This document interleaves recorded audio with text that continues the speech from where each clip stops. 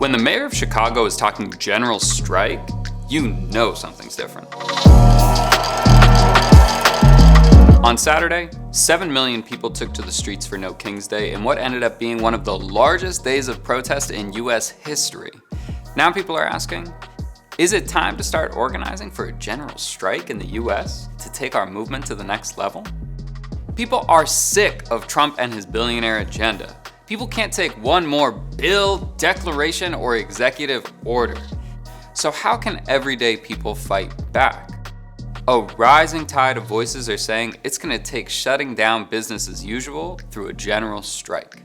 Most notably, Mayor Brandon Johnson in Chicago said what's been on all our minds with a crowd of 250,000 people cheering on. So here's what we need to do in this moment.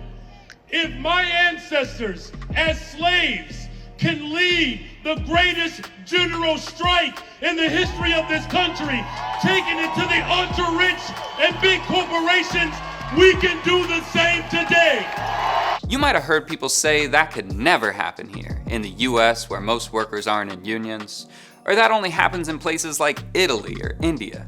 But general strikes have happened here before too, and they've had a profound impact on the country. Like Johnson said, you can take it back to the Civil War, when the massive general strike of enslaved black workers turned the tides of the war to the north and brought the slaveocracy to its knees, to the mass actions calling for the 8-hour workday in 1886, commemorated each year by May Day. After these actions, the country's politics would never look the same. Institutions like slavery in the South that people believed would last forever finally fell, and the giants of industry trembled. Again in the 1930s, after workers had organized to survive through the depths of the Great Depression, general strikes in 1934 in Toledo, San Francisco, and Minneapolis, all in the same year, marked a new era of power for the working class that led to unprecedented growth in unions and some of the most sweeping progressive victories in US history. Those general strikes are the reason we have any rights to unionize, any standards for pay and hours, and created a half-century of more economic prosperity for working people than any previous generation had ever seen. But we don't need to only look that far back. In 2006, when immigrant communities faced heightened tax and criminalization under the racist Sensenbrenner bill that would have made being undocumented in the country a felony, actions across the country organized by immigrant communities and labor built momentum in the streets. This culminated on May Day, with the largest organized demonstrations in US history, with up to 8 million people in the streets, dubbed a day without an immigrant. Those actions stopped that despicable legislation in its tracks and completely changed the political conversation on immigration. Now, what would it actually take for this to happen?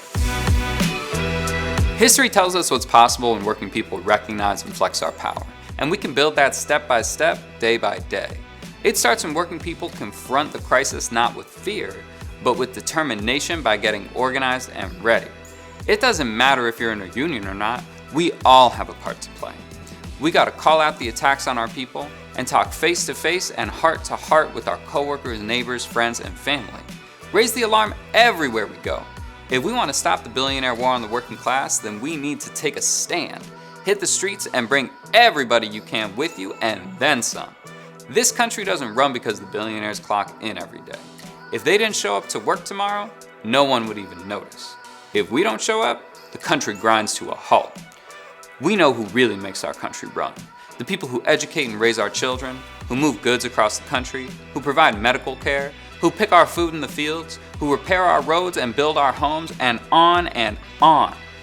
That is why so many people are now calling for the next No King's Day to be a day when they not only see millions of us in the streets, but really start to feel our movement hit their bottom line.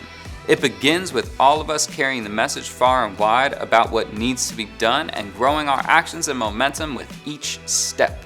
Millions of people in the street is a problem for the billionaires. But turn that into tens of millions walking off the job, and there's nothing we can't do.